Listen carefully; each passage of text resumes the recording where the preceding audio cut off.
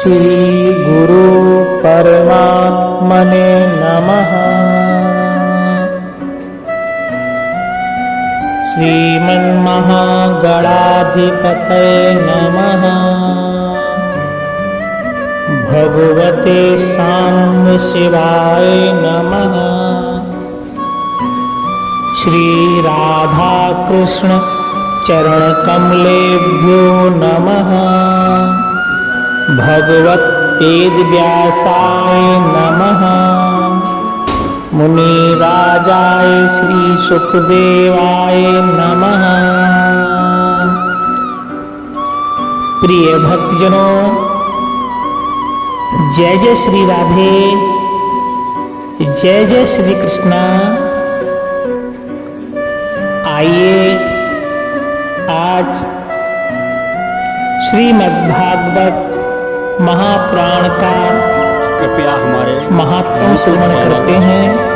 ऋषि ज्ञान गंगा को अधिक से अधिक भागवत जी का एवं सब्सक्राइब कर शेयर करना न भूलें। भागवत जी के महात्म का जो प्रथम श्लोक है, जिसे हम मंगलाचरण का श्लोक कहते हैं, बड़ा ही सुंदर है, सार गर्भित है। जब तक इस श्लोक का पाठ नहीं होता है, श्रवण मनन निधिध्यासन नहीं होता है, तब तक भागवत जी में प्रवेश नहीं मिलता है। सभी लोग राधा कृष्ण भगवान का ध्यान करें, हाथों में पुष्प लें, बाल कृष्ण के बाल स्वरूप का ध्यान करें। सच्चिदानंद रूपाय विश्वोत्पत्त्यादिहेतवे तापत्रय विनाशाय श्री कृष्णाय वयं नमः। सच्चिदानंद रूपाय विश्वोत्पत्त्यादिहेतवे तापत्रय विनाशाय श्री कृष्णाय वयं नमः। श्री कृष्णाय वयं नमः। यह श्लोक श्रीमद्भागवत महापुराण का प्रथम श्लोक है। भगवान श्री वेद व्यास जी ने भागवत जी का शुभारंभ करने से पूर्व सर्वप्रथम इस श्लोक का निर्माण किया था। यह मंगलाचरण का श्लोक है। यह प्रभु को समर्पण का श्लोक है। आइए इस श्लोक की व्याख्या सुनते हैं, इसका भावार्थ जानते हैं, इसका शब्दार्थ जानते हैं। इस श्लोक में 3 विषयों को प्रकट किया गया है, 3 बातों को बताया गया है। ध्यान दीजिए। श्री वेद व्यास जी कहते हैं, सच्चिदानंद रूपाय विश्वोत्पत्त्यादिहेतवे तापत्रय विनाशाय श्री कृष्णाय वयं नमः। 3 बातें बताई। पहली बात, सच्चिदानंद रूपाय, यानी इन शब्दों में भगवान श्री कृष्ण के शाश्वत स्वरूप का वर्णन किया गया है। वह परमात्मा, वह ईश्वर, उसका स्वरूप क्या है, उसके स्वरूप की विशेषता क्या है। यहाँ पर भगवान श्री कृष्ण को सच्चिदानंद नाम से संबोधित किया गया है। सच्चिदानंद, सच्चिदानंद में 3 शब्द आते हैं। 3 शब्दों के संयोग से सच्चिदानंद शब्द का निर्माण हुआ है। 3 शब्द हैं, सत, चित और आनंद, सतचित आनंद। सत किसे कहते हैं? सत कहते हैं जो तीनों कालों में, तीनों अवस्थाओं में, तीनों लोकों में, तीनों वृत्तियों में जो एक रस रहे, जो भूत भविष्य वर्तमान काल में एक समान रहे, जिसमें कोई परिवर्तन ना हो, जो जैसा पहले था वैसा ही अब है, वैसा ही आगे रहेगा, जिसमें कोई भी परिवर्तन ना हो, जो शाश्वत रहे, उसे कहते हैं सत। इस संसार में कोई भी वस्तु, कोई भी पदार्थ, कोई भी प्राणी ऐसा नहीं है जो तीनों कालों में, तीनों लोकों में एक जैसा रहे। प्रत्येक प्राणी, प्रत्येक वस्तु परिवर्तनशील है, विनाशशील है। अविनाशी तो मात्र एकमात्र हमारे प्रभु भगवान श्री कृष्ण हैं। इसलिए जो तीनों कालों में एक रस रहता है उसे सत कहते हैं। इसलिए यहाँ पर श्याम को, भगवान श्री कृष्ण को सत कहा गया है। पहला शब्द सत। इसके बाद दूसरा शब्द आता है चित।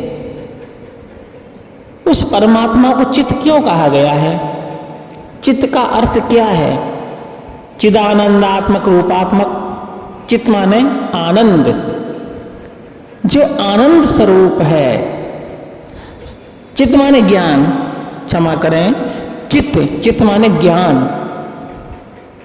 जो ज्ञान स्वरूप है, जिसको तीनों कालों का, तीनों अवस्थाओं का, तीनों लोकों का, तीनों वृत्तियों का, जिनको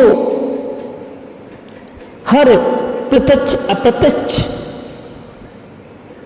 पदार्थों का ज्ञान है, जो हमारे अंदर को भी जानता है, जो हमारे बाहर को भी जानता है, जो ज्ञानियों में ज्ञानीवान है,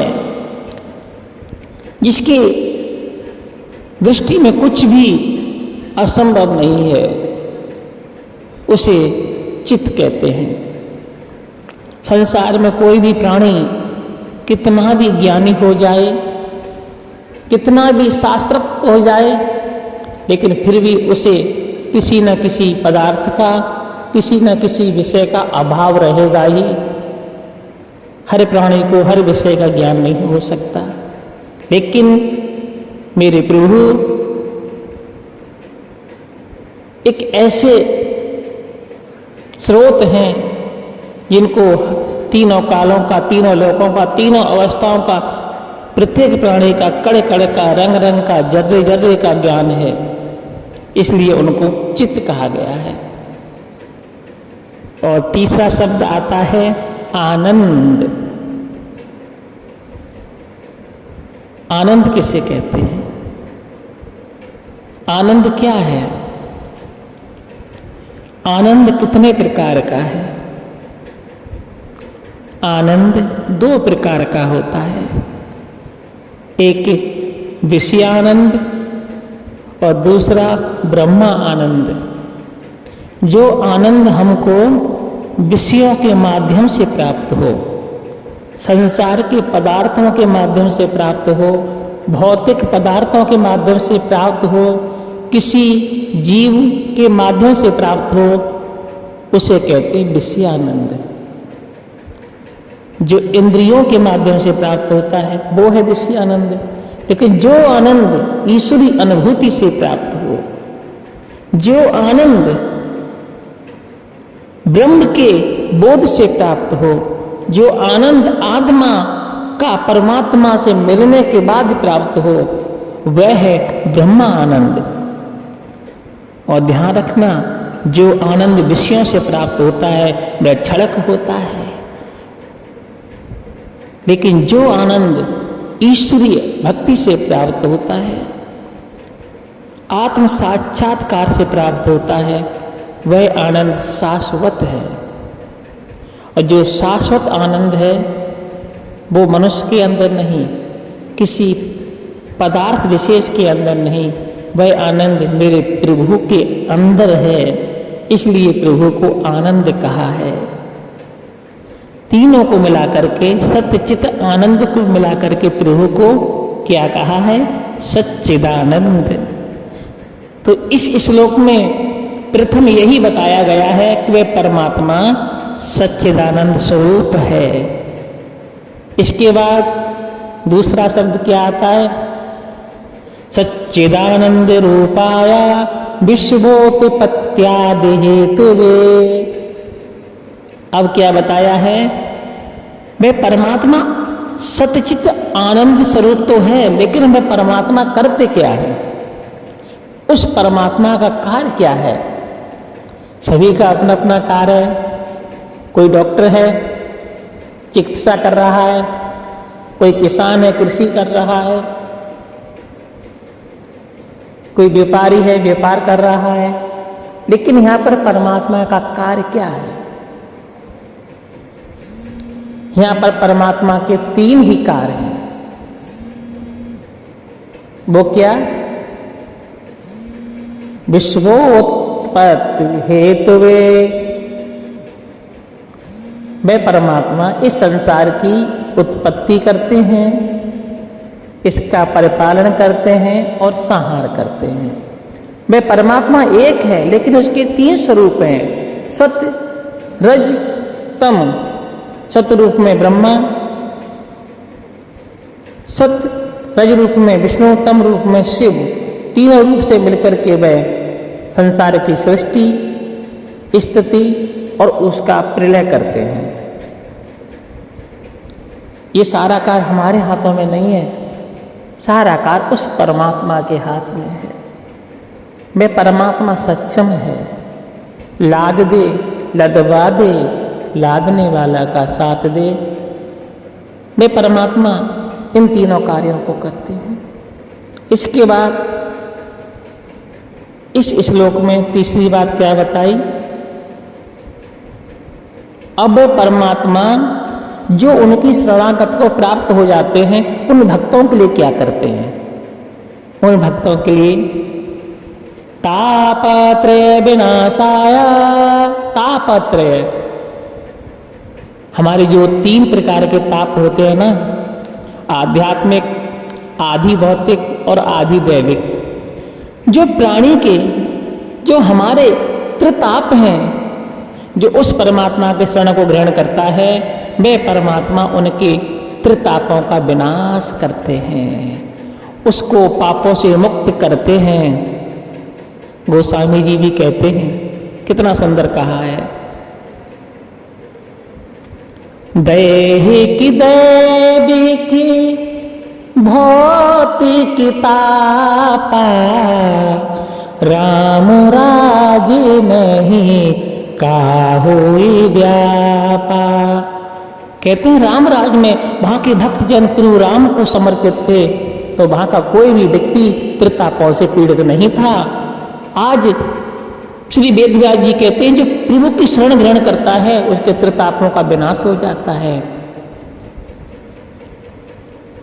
कहने का तात्पर्य है, जो परमात्मा सच्चिदानंद स्वरूप है, संसार की सृष्टि, उत्पत्ति और विनाश करते हैं, तथा जो तीनों प्रकार के तापों के विनाश करता है, ऐसे मुरली मनोहर भक्ति वत्सल भगवान श्री कृष्ण के चरणों में हम सभी नमन करते हैं, प्रणाम करते हैं। ओम नमो भगवते वासुदेवाय। क्लीं क्लीं कृष्णाय गोविंदाय गोपीजन वल्लभाय स्वाहा। क्लीं क्लीं हरि ओम तत्सत्।